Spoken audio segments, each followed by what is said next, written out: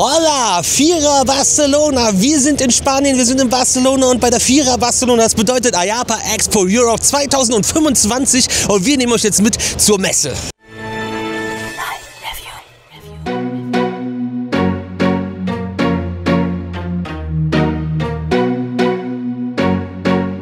So, die IAAPA ist so quasi der Dachverband weltweit für Freizeitparks und alles, was drumherum damit zu tun hat. Und wir sind bei einer Freizeitparkmesse, ganz einfach ausgedrückt, falls ihr das Ganze noch nicht kennt. Und ja, Hersteller von Achterbahnen und Fahrgeschäften sind hier, aber auch Hersteller von Stoppersocken oder Ticketautomaten, Schrankensystemen und Ähnlichem.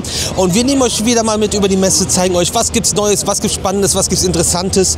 Und dieses Jahr sind wir wieder hier in Barcelona, waren wir auch vor ein paar Jahren schon mal. Und ja, holen euch so ein bisschen ab, Step by Step, was es denn so Neues auf dem Markt gibt. Und starten tut das Ganze erstmal damit, dass wir jetzt unsere Badges besorgen und eigentlich auch dann mit der Opening Ceremony.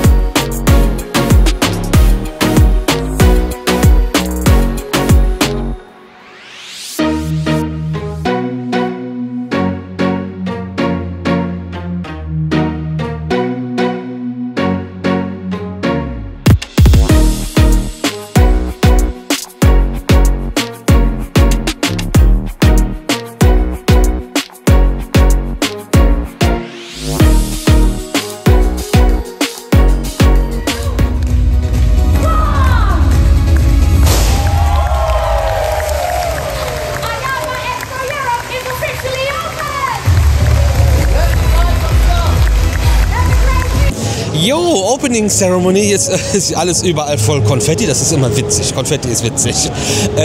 Ich habe auch das Gefühl, dass die... Musst du das mal machen? Wouter Deckers hat auch wieder Spaß. Sehr gut, wir sind keinen Meter gekommen und der erste prankt das Video, finde ich gut, weil die Industrie hat Spaß und das Wort auch ein bisschen wieder uns weiter beigebracht, weitergegeben, aber auch ein bisschen Deep Talk und ernste Themen wurden angesprochen. What's New Video wurde gezeigt, in 2 Teilen diesmal sogar. Es ist immer ziemlich crazy, wenn man seine eigenen Aufnahmen darin sieht. Und die IAAPA hat, glaube ich, irgendwie von Harry Potter den sprechenden Hut im Keller liegen, der jedes Jahr ein neues Lied dichtet. Und ja, Opening Ceremony sehr geil. Show kann man hier auf jeden Fall. Wir gehen jetzt gerade so ein bisschen über den weltweit größten Showfloor, den es gibt und der jetzt hier der Showfloor der IAAPA ist.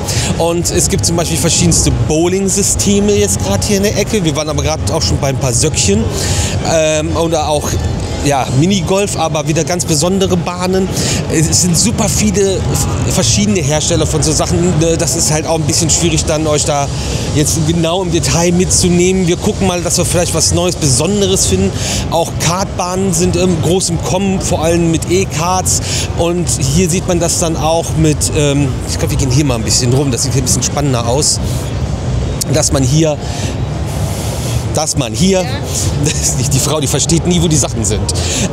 Dann auch mit so Lauflicht-LED-Geschichten das Ganze dann kombiniert und auch, wie man sieht, mit Banking und ja, Hochfahrten und so. Das ist jetzt, glaube ich, nicht nur für die Messe so, sondern das kann wirklich so gefahren werden, wenn ich mir auch die Bilder hinten angucke. Und da gibt es ja auch super viele verschiedene Anbieter von E-Karts.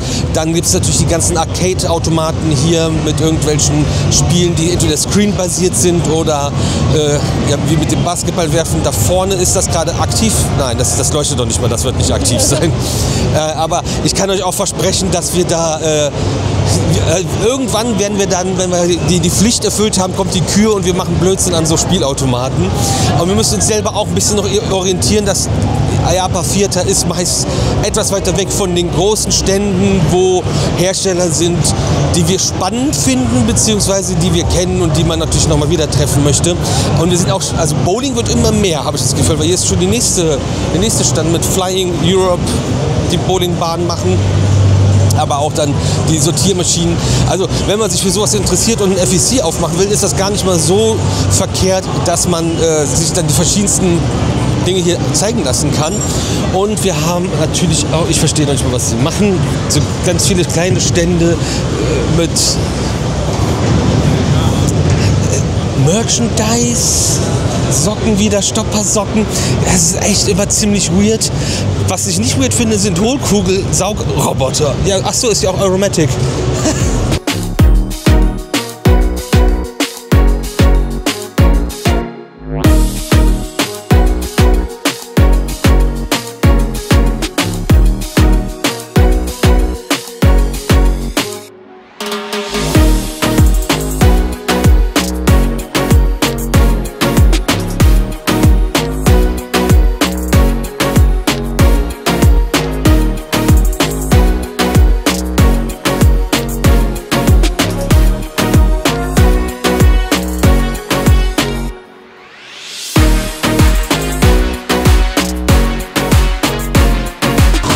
Ziemlich witzig, Geisterbahnfiguren, okay, kennt man, ne? Aber Elemente für Funhäuser, wenn ihr so Wackelplatten, Schiebböden und so, die habe ich einzeln auf dem Boden jetzt stehend auch noch nicht gesehen. Habe ich jetzt das erste Mal entdeckt, um mal was Neues euch mitzubringen. Und Polen Water Slides sind auch, Water Parks sind auch am Start, haben die ganzen Awards, die sie gestern mitgenommen haben, vom European Star Award am Stand stehen. Da waren wir gestern übrigens auch. Gibt es kein separates Video zu, habt ihr in unserem Spanien-Vlog auf jeden Fall gesehen. Ansonsten gibt es auch verschiedene Quizgeschichten, die wir gerade schon gesehen haben. Was haben wir noch gesehen?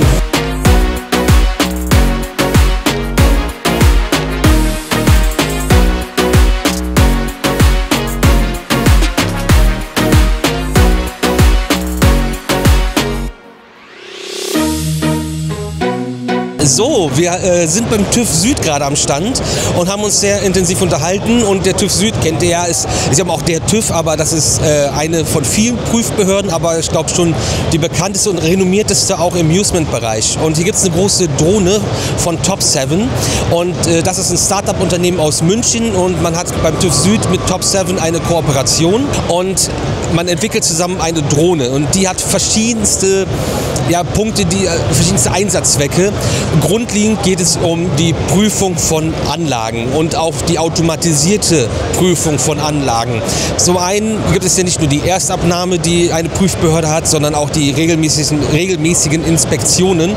Und da muss also die Drohne wird den Menschen jetzt nicht ersetzen, aber man kann mit der Drohne dann schon eine Track Inspection machen und auch regelmäßiger, einfacher die Track Inspections machen und langfristig auch gedacht für Betreiber von Anlagen, dass sie sich solche Drohnen in die Parks stellen, die automatisch die Achterbahnen zum Beispiel oder Riesenräder oder andere Anlagen abfliegen und so abfliegen, dass dahinter ein Algorithmus, also eine KI-Unterstützung ist, die erkennt, ob es Unregelmäßigkeiten gibt und ob es Stellen gibt, die nochmal anders kontrolliert werden müssen. Alles zusätzlich zu den Kontrollen, die es jetzt schon gibt. Außerdem macht die Drohne zum Beispiel einen kompletten 3D-Scan von Anlagen und kann auch dadurch dann Unregelmäßigkeiten erkennen und die Prüfungen werden genauer und intensiver, aber auch schneller und einfacher durchzuführen. Um das einmal vereinfacht zusammenzufassen, damit ihr grob versteht, was das kann. Super komplex, aber auch super spannendes Thema, wo wir jetzt ein bisschen tiefer auch mit drin sind. Und das braucht noch ein paar Jahre, aber es geht voran. Und das ist die mittelgroße Drohne des Ganzen. Und teilweise müssen die auch so groß sein, damit die halt auch bei schlechten Wetterbedingungen, vor allem bei Sturm, stabil immer noch in der Luft sind und die Inspektion jetzt nicht wegen Wind ausfällt, wenn die Anlage aber bei Wind noch fahren könnte.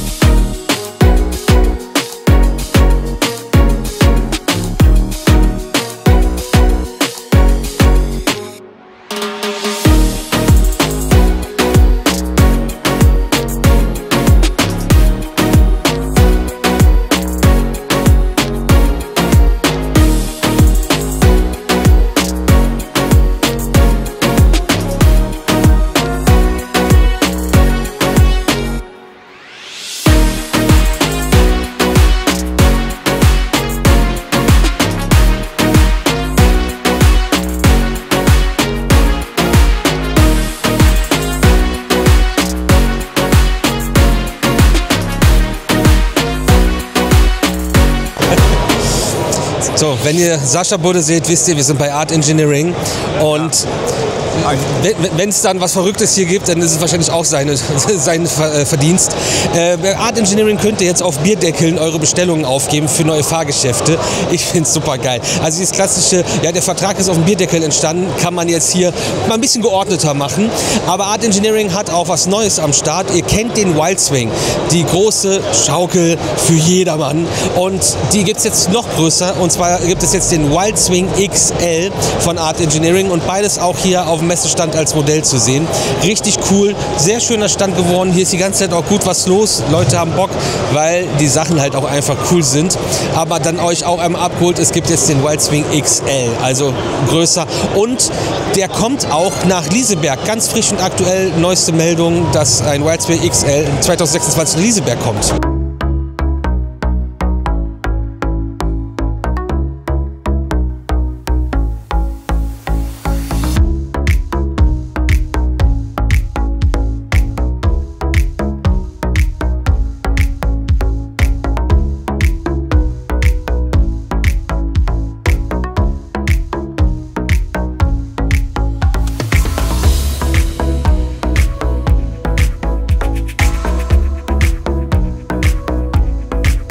So, wir sind noch ein bisschen unterwegs für euch. Gegenüber von den niederländischen Kollegen von ETF sind die Kollegen von Vekoma Rides.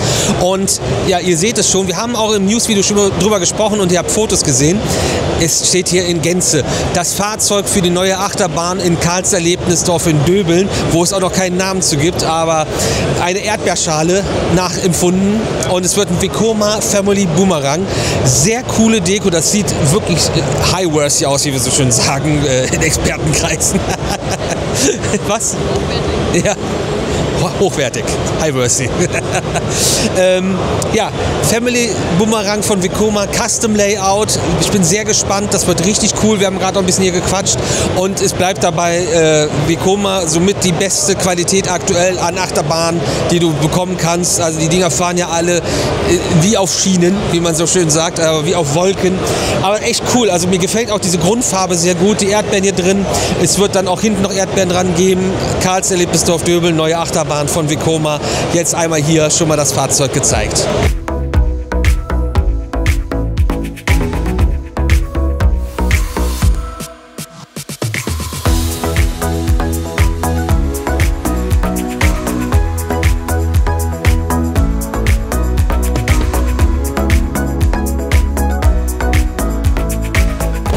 Cool, wir sind gerade bei Lagotronics und interaktive Dark Rides kennt man vielleicht meistens dann mit irgendeiner Pistole, wo man dann rumschießt.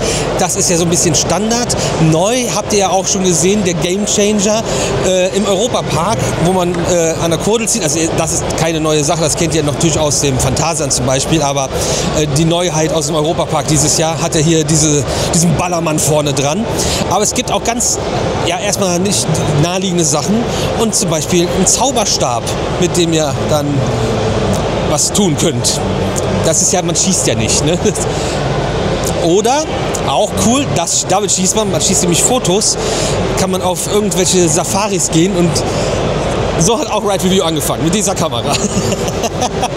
Nee, das finde ich voll cool und das kann man jetzt auch mal hier sehen bei Lagotronics als kleine Ergänzung und der Game Changer auch hier nochmal gezeigt, dass Drehtheater quasi, was Sie jetzt neu im Europapark kennen, mit verschiedenen Szenen, die durchfahren werden. Als Modell kann man sich das Ganze hier auch angucken. Es gibt Hofmann mit Figuren, es gibt auch diese Böden für Sommerrodeln in so einem Tube. Diese Plastikböden, die hatten wir jetzt gar nicht gezeigt. Das vielleicht auch einfach mal der Vollständigkeit halber, was es denn sonst noch so gibt. Hier kommen noch Preston und Babiri zum Beispiel, die machen Fahrzeuge und Fahrsysteme. Und wir gehen noch mal ein bisschen weiter, denn ich sehe da vorne schon Maurer-Rides. Preston und Babiri habe ich gerade kurz erwähnt, die haben sogar ein Modell von einem Superjumper hier. Ich weiß nicht, wie ich weiß nicht, wie die den selber bezeichnen, aber es gibt auch dann hier schon die Gondel dazu zu sehen. Ich bin ja eher ein Freund von diesen, also ich finde die Jumper richtig cool, wenn du einfach nur den Lapper hast. Die haben aber inzwischen alle nur noch Schulterbügel. Fühlt sich aber komisch an. Weiß ich nicht. Aber weißt du, kein Seatbelt ist ein Sabbelt. Aber was ist das für ein Gurtschloss? italienisch. Der ist auch nur Plastik. Ja. Aber ich weiß auch nicht, ob das jetzt hier nur Demo-Zwecke hat. Aber ich finde es immer cool, wenn man eine Gondel dabei hat.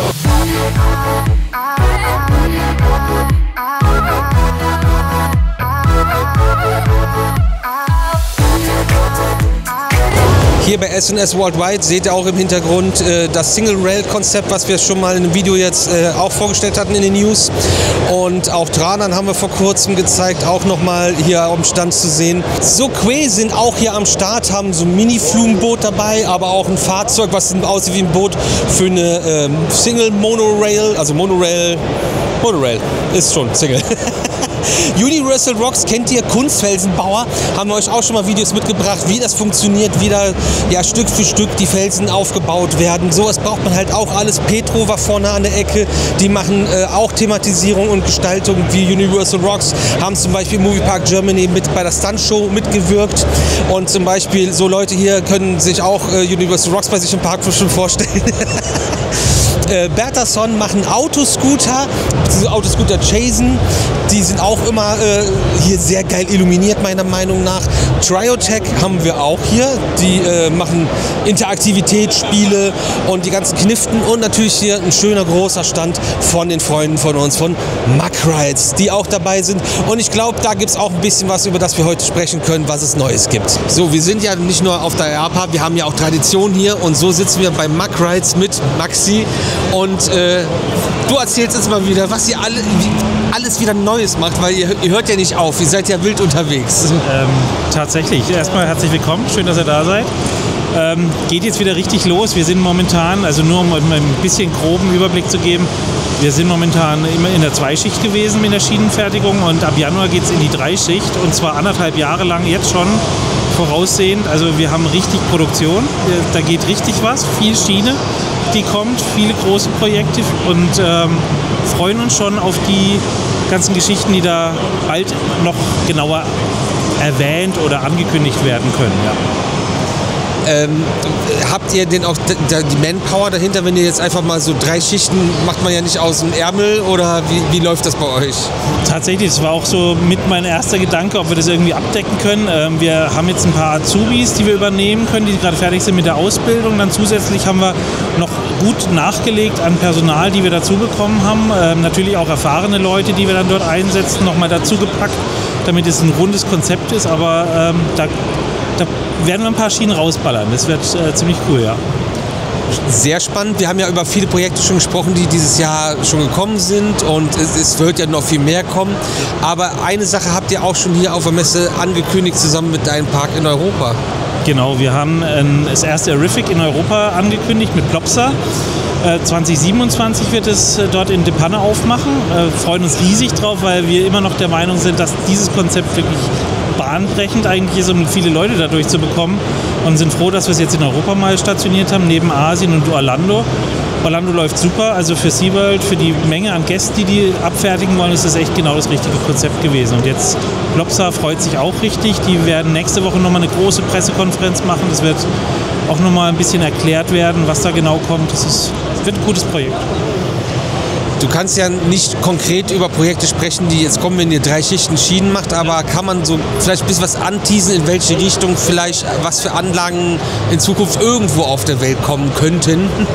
Also so grob kann ich schon mal ein bisschen was vorhersehen. Also wir haben zum Beispiel einen Spinning Coaster, der in naher Zukunft eröffnen wird in Europa. Wir haben 2 Water Coaster in der Fertigungsproduktion momentan. Natürlich haben wir Plon für nächstes Jahr, wo wir uns riesig drauf freuen. Dank auch deiner Reportage haben wir natürlich, da ist auch ein bisschen gut abgefrühstückt, dass wir das auch live miterleben, auch wenn wir nicht direkt immer vor Ort sind. Das ist echt cool. Dann haben wir Extreme Spinning Coaster, kommen 2 Stück auf den Markt. Wir haben sehr, sehr große Anfragen momentan auch noch für große Parks, wo wir echt überrascht waren, wie schnell die Reaktion auf ein Produkt ist tatsächlich. Das ist überraschend gewesen für uns. Die Euromir steht auch noch irgendwann mal auf dem Plan, dass wir die auch noch renovieren. Also da kommt Schritt für Schritt dann schon noch was zusammen, ja. Mega cool, vielen Dank für den kleinen Einblick und ihr wisst, glaube ich, die Vorfreude steigt. Es kommt einiges und wir zeigen euch das alles auch hier auf dem Kanal dann. Ciao.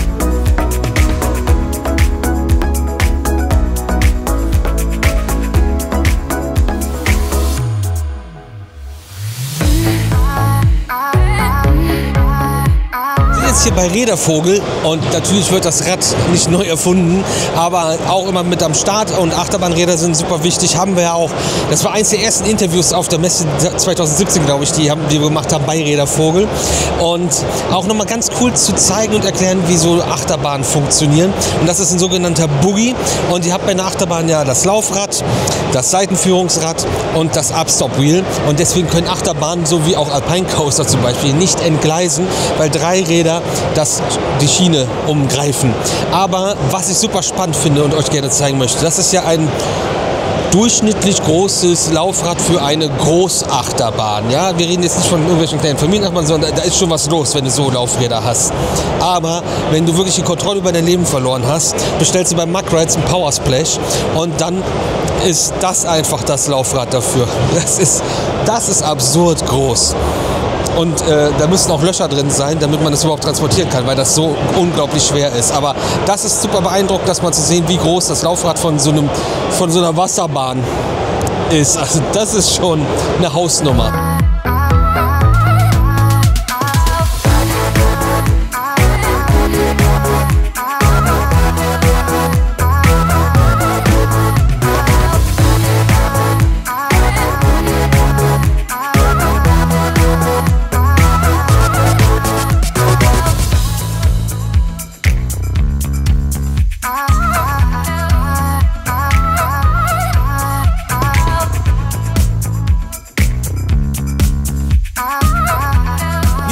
Bei Brogent und die kennt ihr von Flying Theatern, von E-Ride über I-Ride und R-Ride und ich weiß es nicht, aber es gibt auch ein Trackless Dark Ride System, was hier in einem super starken großen Modell dargestellt wird, in einer Burg, die von Drachengrad angegriffen wird, mit ganz vielen Etagen, wo es durchgeht, als Modell, als Konzept und auch verschiedene neue Fahrzeuge. Es gibt auch die Flying Theater, also hier sind wirklich sehr beeindruckende Konzepte direkt in Modellform dargestellt. Das finde ich auch sehr, sehr nice. Und auch, dass ein bisschen weiter geht als nur, in Anführungsstrichen, nur ein Flying Theater, sondern halt auch mit solchen kompletten Trackless Dark Ride Systemen und Modelle. Ich finde es cool. Ich gucke mir sowas gerne an und sowas kann man, glaube ich, auch sehr lange angucken, wenn man da Bock drauf hat. Und das ist Brogent aus Taiwan.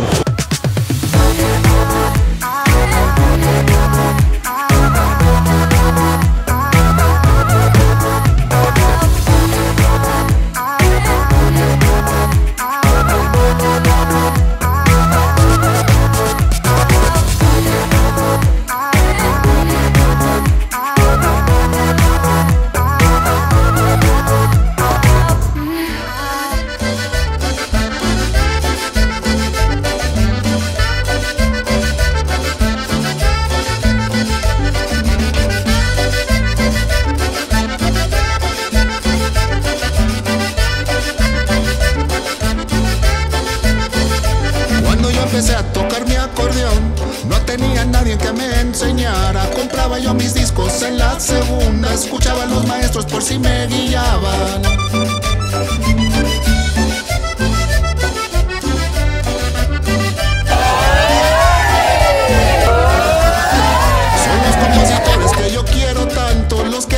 Puertas para cantar mi llanto, y ahora que no están les canto con gusto, que sepan que su ejemplo se quedó en el mundo.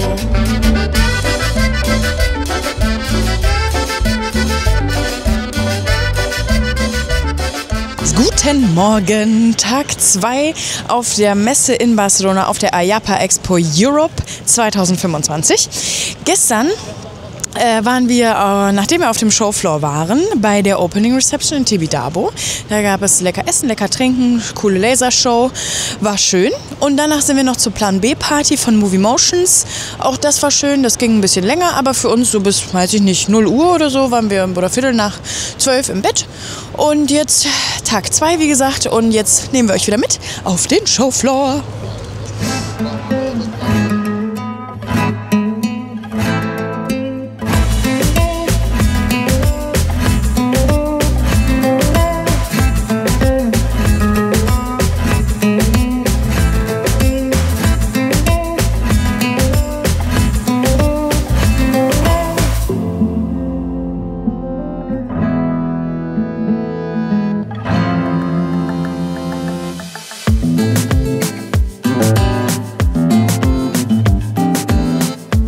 mal auf dem Showfloor unterwegs, mit vielen Leuten schon wieder gequatscht, so wie gestern auch.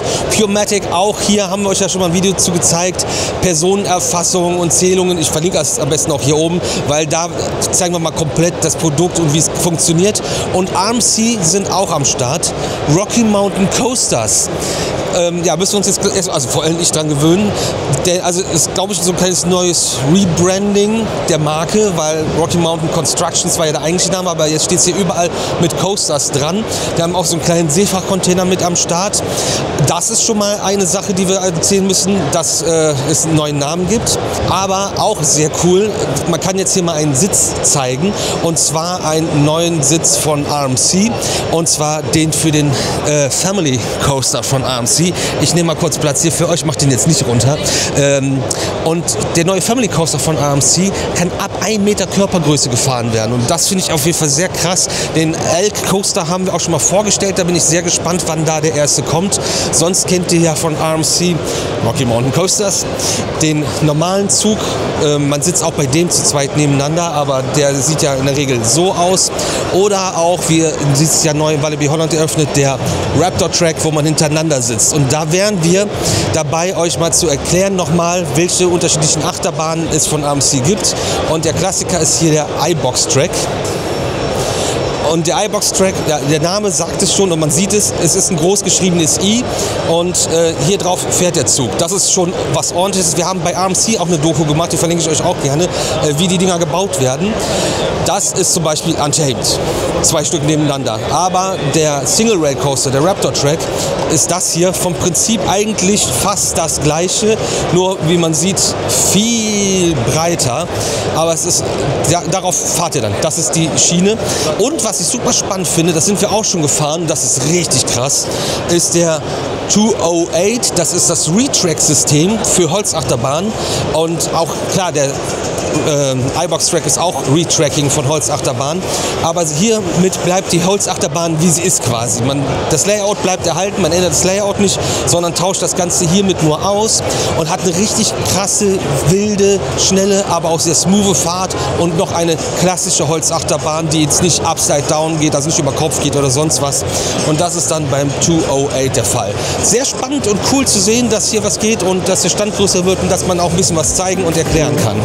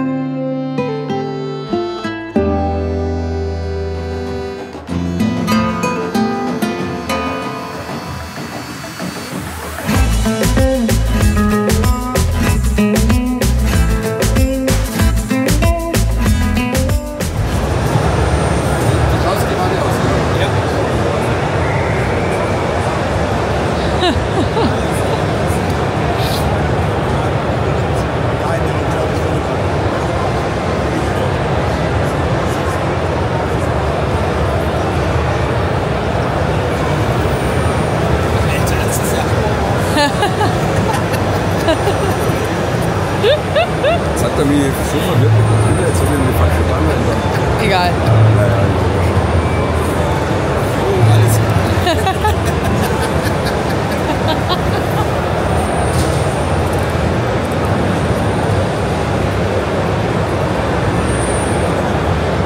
Halt dich gut fest. Ey, du, das geht wirklich ab.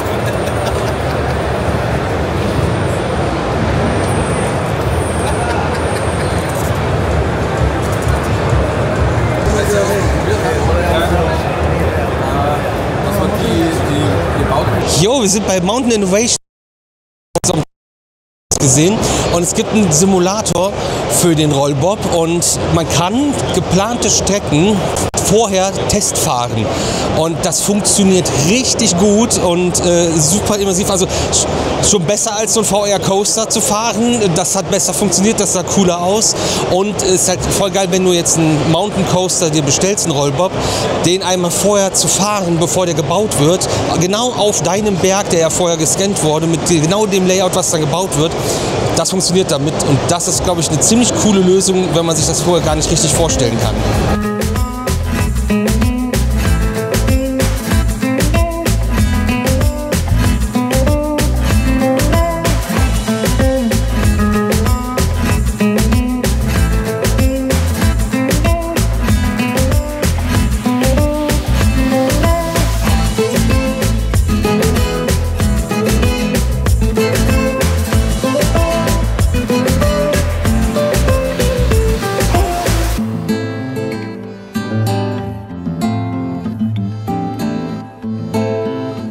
Wir stehen jetzt beim TÜV Nord und auch hier gibt es ein paar spannende Sachen. Also nicht nur, was der TÜV Nord macht, sondern mit DMT gibt es auch eine Kooperation.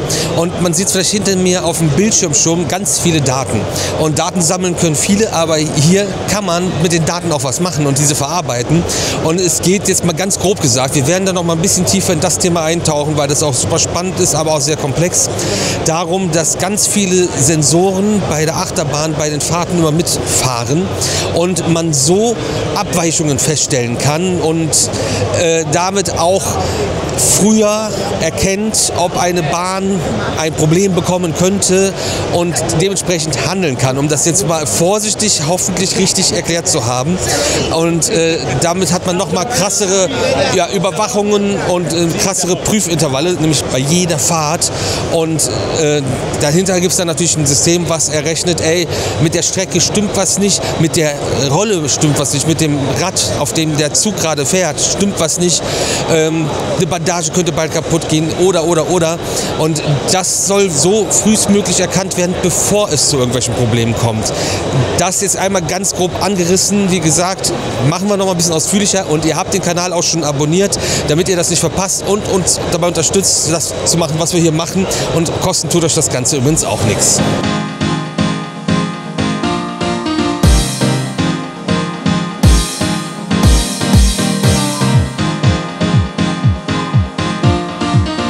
Wir sind bei Bold Move Nation und ihr seht, hier sind zwei Fahrzeuge. Über den Rogue Ride haben wir ja auch schon gesprochen und das ist das neue Trackless-Fahrzeug von Bold Move Nation und das kann nicht nur vorwärts fahren und Kurven fahren, es kann sogar seitwärts fahren, es kann Objekte im Kreis drumherum fahren und hat aber so quasi einen 4x4 Antrieb unten drunter und das habt ihr jetzt gerade, glaube ich, schon ein bisschen auch gesehen oder werdet ihr gleich sehen in Bewegung, aber bei Bold Move Nation geht noch viel mehr. Da müssen wir einmal auf die andere Seite des sehr hübschen Standes hier. Wir laufen einmal quer durch, das ist egal, das können wir ruhig machen. Und wir haben schon drüber gesprochen, über den Spinfinity Coaster. Und das ist die Achterbahn, die zusammen mit den Partnern von E&S Rides entwickelt wurde. Und wir haben da auch sehr im Detail schon mal drüber gesprochen hier auf dem Kanal. Und der wird jetzt gebaut. Der Spinfinity Coaster kommt und zwar 2028 in einem französischen Wasserpark und wird sogar 450 Meter lang. Der Spinfinity Coaster wird übrigens auch 17 Meter hoch und 61 km/h Spitzengeschwindigkeit dadurch erreichen können. Und wie ihr seht, sitzt man sich gegenüber und das Ganze ist quasi, wie man es von einem Rafting kennt, dass man im Kreis sitzt, die anderen sieht bei der Fahrt und eine gemeinsame Experience hat und sich daran erfreut, wie die anderen gerade Freude an der Fahrt haben. Und ja, Creating Happy Worlds ist ja auch so ein bisschen das Motto von Bold Move Nation, die ja eigentlich Experience Design und Engineering machen. Und ja, es ist irgendwie noch voll weit weg, aber vielleicht auch das erste Mal, dass jemand ein realistisches Datum zu seiner neuen Achterbahn angekündigt hat. Und hier sieht man das Ganze dann auch schon im Modell. Ich liebe es auch, wenn die Leute Modelle mitbringen. Und es wird also eine ganz neue oder eine relativ neue Art von Achterbahn in Europa geben. Von Bold Move Nation, der erste Coaster zusammen mit E&S Rides aus Belgien, Frankreich, diese Collab. Und dann in einem französischen Wasserpark 2028 das Spinfinity Coaster. So, hier ist das Ende der Halle, deswegen ist ja auch der Lars-Stand.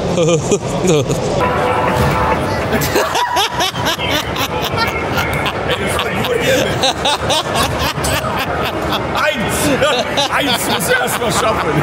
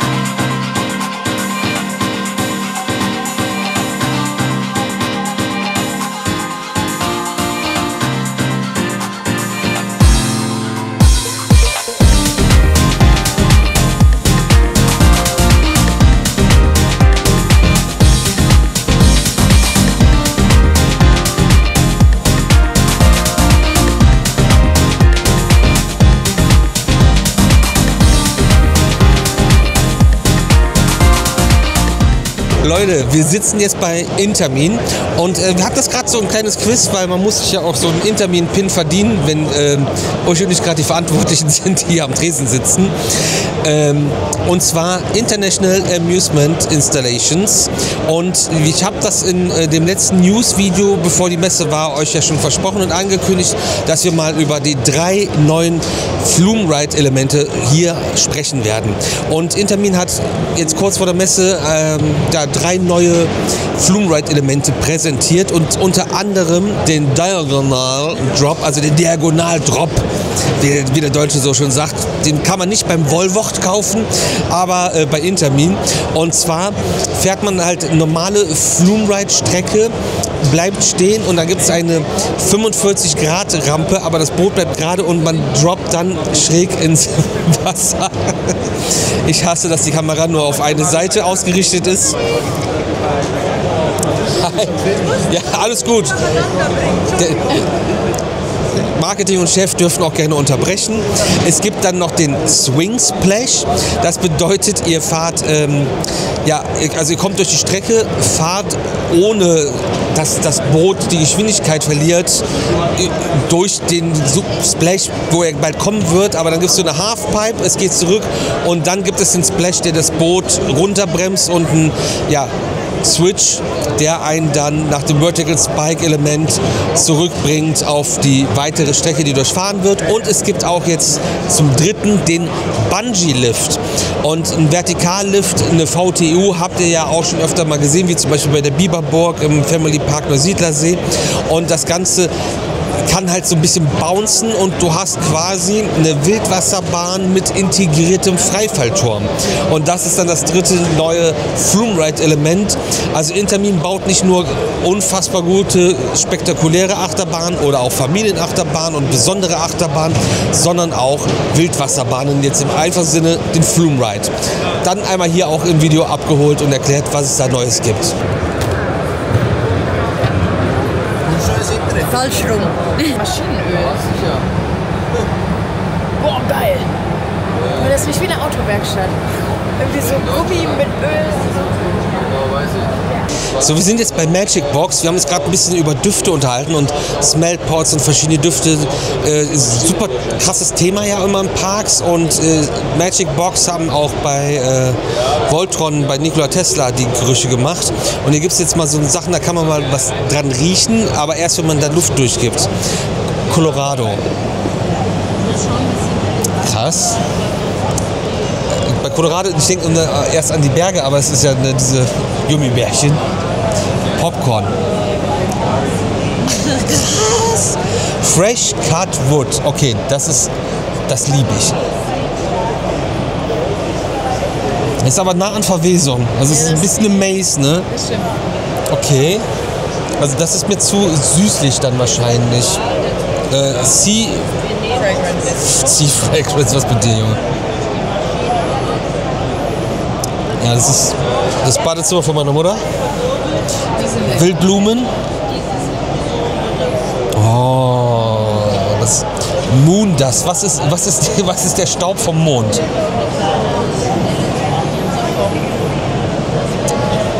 weiß ich nicht. Aber wenn es nach Staub riechen soll, dann schon. Weißt, wenn du hast das ein bisschen so pelzig am Mund dann, obwohl du ja nur riechst. Kerosin. Kerosin ist aber eher, wenn bei einem Dark Ride, wenn es brennt. Dieses rauchige, also Kerosin habe ich irgendwie anders. Kerosin riecht für mich anders, das riecht wie verbranntes Holz und Maschinenöl, da hat Uschi gerade rumgeschrien. Krass! Das ist einfach voll die Werkstatt. Und es gibt halt echt super viele Smell-Pots, es gibt dann die Geräte dazu und wir haben gerade auch gelernt, dass Duftkerzen totaler Schwachsinn sind. Krass, Alter, es ist so wichtig, immer wieder regelmäßig neue Sachen zu lernen und das machen wir auch immer wieder regelmäßig. Ein crazy Einblick gerade, holt mich total ab.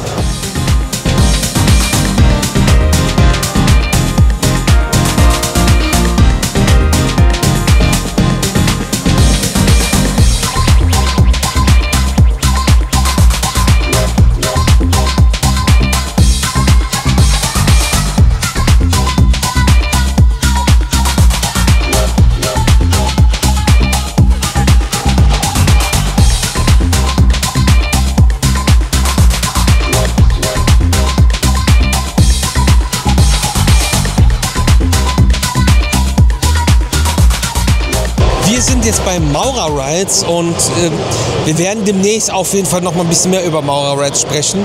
Aber was es ja schon mal gibt, der Sea Stallion im Six Flags Qiddiya in Saudi-Arabien. Der Park hat noch nicht eröffnet, es gibt auch noch keinen Eröffnungstermin. Aber ja, Maurer Rides haben ihren Spike Coaster dort installiert als Dueling Spike Coaster und der funktioniert schon. Man wartet nur darauf, dass der Rest, die stampfen gerade einen riesen Freizeitpark in die Wüste.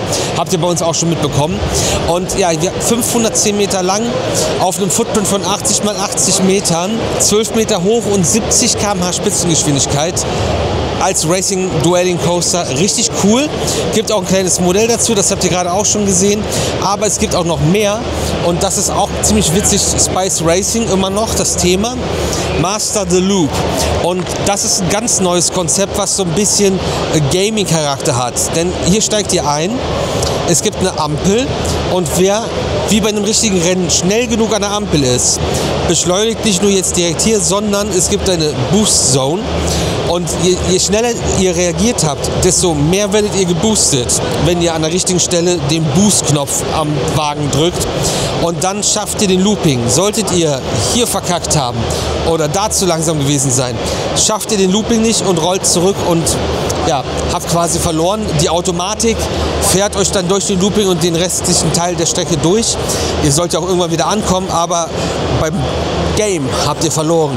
Und dafür gibt es dann halt echt nur eine, in Anführungsstrichen, kleine Achterbahn, weil es ja einfach nur um diese Interaktivität geht. Es ist einfach ein riesengroßes Spiel, ein riesengroßes Rennen. Und wenn ich riesengroß sage, meine ich 200 Meter lang und 25 Meter hoch und 75 km/h Spitzengeschwindigkeit. Und das interaktiv gesteuert in so einem Gaming-Charakter finde ich auf jeden Fall super spannend und interessant und ist wieder mal so eine kleine neue Idee, wie man Achterbahnfahren anders machen kann. Und das aus dem Hause Maurer Rides.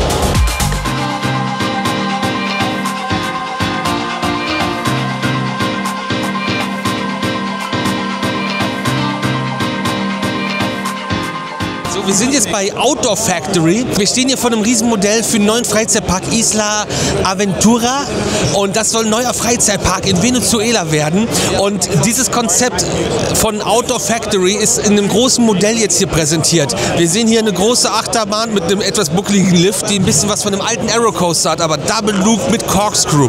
Dann gibt es hier einen Single Rail Coaster oder so einen Suspended Coaster, ein Drop Tower mit Vulkan, dann etwas, was aussieht wie ein Skyfly, dahinter aber schon zwei Nautic Jets, also ein bisschen oldschool auch, eine Seilbahn, die über das Center fährt, ein See in der Mitte von einem Freizeitpark, macht meiner Meinung nach einen Freizeitpark immer besser.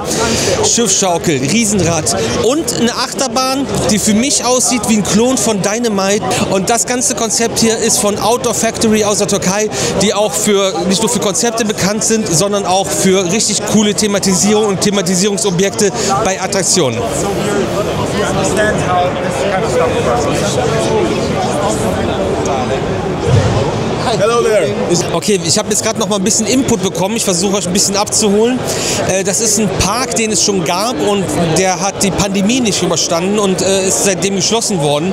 Deswegen ist zum Beispiel die gelbe Achterbahn eine Bestandsanlage, aber Outdoor Factory mit dem Design und Konzept, die kommen mit 26 neuen Anlagen, ich hoffe, die Zahl ist jetzt richtig, mit rein und die sind auch alle schon geordert und teilweise auch schon in der Auslieferung und man hofft, also die Auslieferung startet 26 und man möchte Ende 2026 den Park eröffnen und wieder Menschen auf die Insel bringen und Tourismus auf die Insel bringen und die Infrastruktur und Wegführung wurde beibehalten, aber alles andere wird komplett neu gemacht.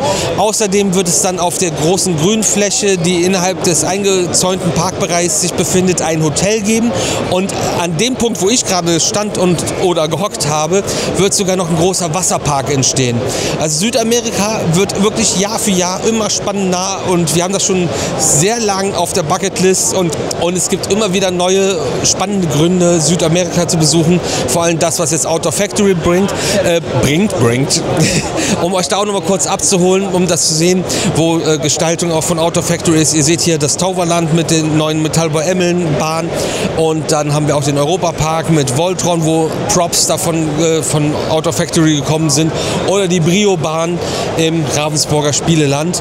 Und wir haben das damals ja in einer Reportage gehabt mit dem Fort Fun Abenteuerland und der Biber Wildwasserbahn. Boah, wie hieß die nochmal richtig? Biber. Nee, irgendein Bär, irgendwas mit Bär. Beaver and Bear Company. Hoffentlich. Guckt mal bei uns auf dem Kanal, wie wir es vor ein paar Jahren mal richtig gesagt haben und dann lyncht uns. Mit Recht.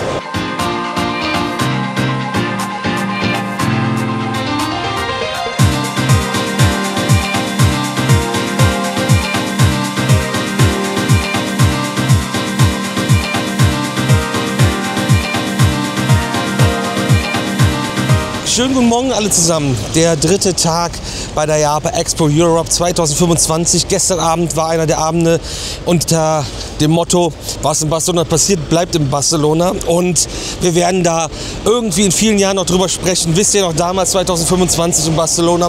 Wir verlassen gerade hier hinter uns unser Hotel. Andere Straßenseite ist die Messehalle. Das ist auf jeden Fall sehr komfortabel. Und, aber so viel sei gesagt, Dominic Toretto von Spanien war unser Taxifahrer gestern auch unter anderem. Nicht, weil er so aussah, er sah aus wie Capital Bra, aber er ist gefahren wie ein richtiger Toretto. So, Family, wir gehen auf eine Messe. Wir haben noch ein bisschen was, haben euch noch nicht alles gezeigt. Let's go!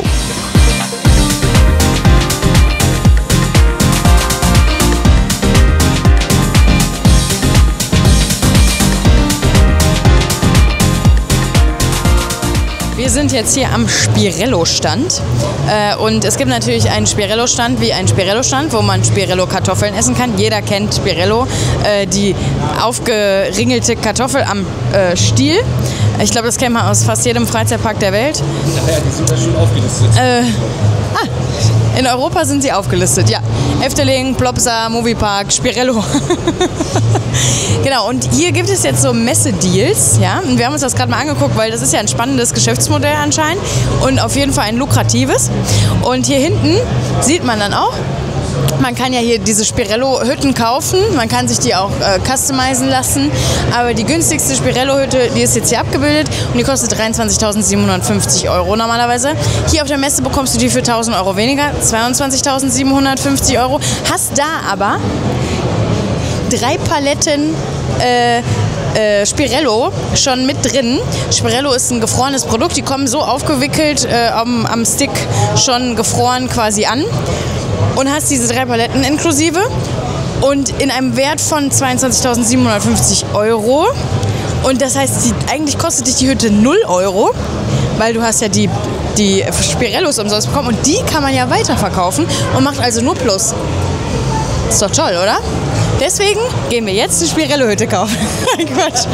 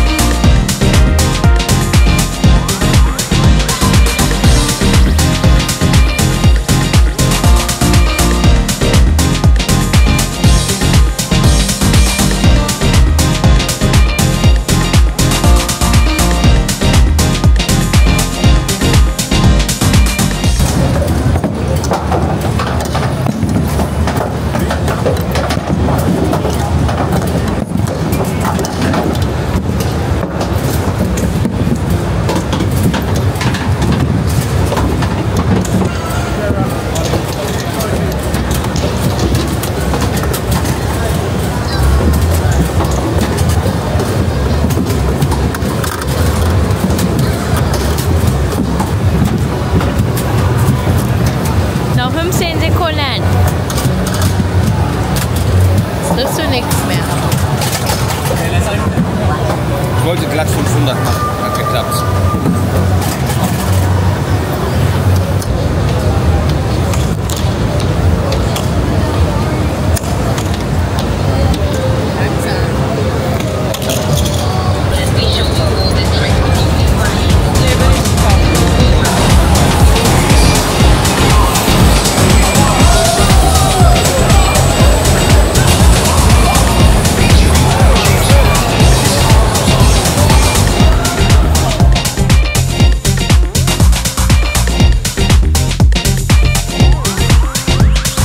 So Leute, wir haben ja schon sehr viel über Zierer berichtet, euch viel gezeigt. Wir haben aber noch nie eigentlich bei Zierer am Stand überhaupt uns unterhalten. Und das machen wir heute. Und da du dann das erste Mal hier auftrittst auf dem Kanal quasi, stellst dich einmal vor, wer du bist und was du bei Zierer machst. Sehr gerne. Also schön, dass ihr da seid. Freut uns natürlich. Und danke, dass wir auch dann das Interview machen. Mein Name ist Maximilian Biller. Ich bin bei Zierer im Vertrieb und Marketing. Und ja, wir arbeiten hauptsächlich Vertriebsinnendienst, arbeiten hauptsächlich unseren Vertriebsmitarbeitern, die draußen bei den Kunden sind, zu, betreuen aber auch eigene Kunden, je nach Land. Und genau.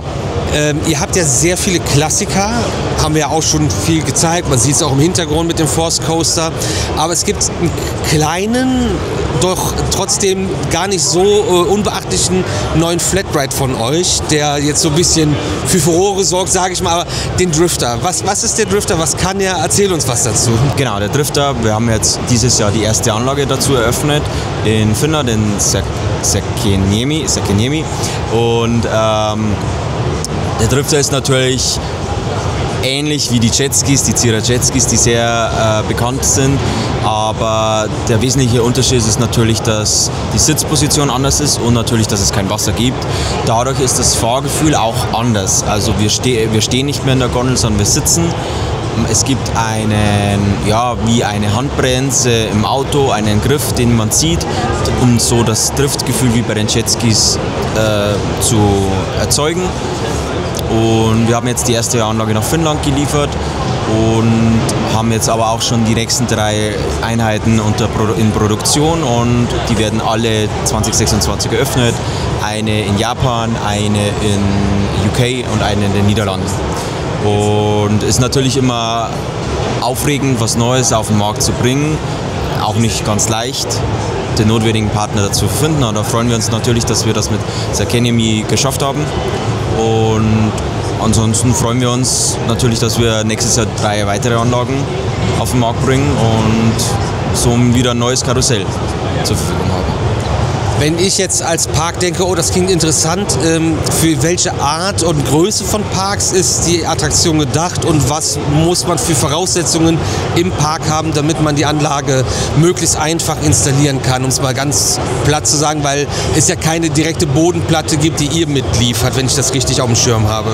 Wir haben da viel experimentiert und auch ausprobiert, was der richtige Untergrund ist. Mittlerweile ist unsere Empfehlung geglätteter Beton mit einem leichten Gefälle, damit das Wasser ablaufen kann. Aber das ist schon alles. Pflaster oder Teer ist leider nicht so ideal, weil natürlich der Boden schon etwas beansprucht wird durch die Bewegung und durch die Räder. Und natürlich ist es auch wichtig, dass der Verschleiß der Räder sich im Rahmen hält. Aber wir sind der Meinung, dass geglätteter Beton das Wichtigste ist.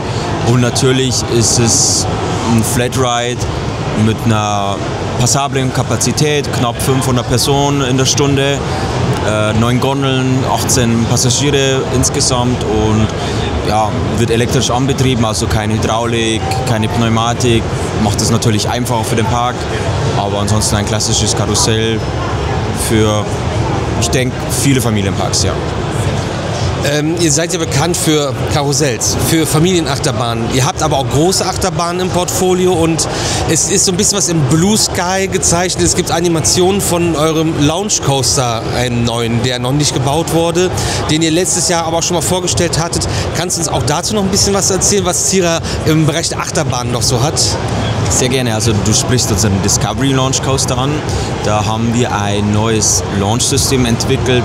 Wir nennen ihn den Magnetscheiben-Launch. Der unterscheidet sich einerseits zum traditionellen LSM-Launch, dass wir eine einfache Ansteuerung haben des Antriebs. Also es ist eine einfache Steuerung und Kontrollsystem, dadurch, dass wir nur 4 Elektromotoren haben, die 4 Scheiben antreiben, wo die Antriebsfinne durchfährt. Und natürlich im Vergleich zum Reibradantrieb natürlich haben wir keinen Kontakt, also keinen Verschleiß. Das ist einfach, wo wir uns da ein bisschen neu positionieren wollen. Und wir haben das wieder für uns so gedacht, dass es wieder von einer Familienachterbahn wird, ähnlich wie der Force Coaster, aber schon auch, wir sagen, die erste Launch-Experience für Kinder, für Familien, deswegen auch Discovery, wo man Stück für Stück die erste Launch-Achterbahn für sich entdecken kann. Und wir warten auch gerade noch auf den ersten Kunden, sind immer in Gesprächen, aber natürlich selbes Spiel wieder. Man muss den richtigen Partner finden, der auch gewillt ist, das zu gehen, den Schritt zusammen. Aber ich denke, dass wir demnächst auch mal die erste Anlage hoffentlich in Europa an den Start bringen können. Ja, es ist mega spannend. Ich hoffe das auch, weil ich eure Anlagen sehr mag, dass sich da bald jemand findet. Und vielen Dank für deine Zeit und den kleinen Input von euch. Ich bedanke mich, dass ihr da wart. Hat mich natürlich sehr gefreut und gerne wieder. IAAPA Expo 2025 in Barcelona in Spanien. Wir sind durch. Was für krasse Gespräche, was für Connections. Es kommt auf jeden Fall wieder vieles Neues, Spannendes auf euch zu. Ein bisschen was habt ihr gesehen. Es gibt noch viel mehr, worüber wir demnächst reden können. Und einfach Familientreffen von ganz vielen verrückten Menschen, die dafür jeden Tag aufstehen und viel arbeiten, um euch eine gute Zeit zu bescheren. Eure Meinung zu unserem kleinen Ausblick oder Einblick in die IAAPA Expo Europe 2025 gerne in die Kommentare. Und ansonsten sehen wir uns morgen um 18 Uhr wieder zu einem neuen Video hier. Oder wir sehen uns bald in der Warteschlange zum Beispiel zu Mahuka.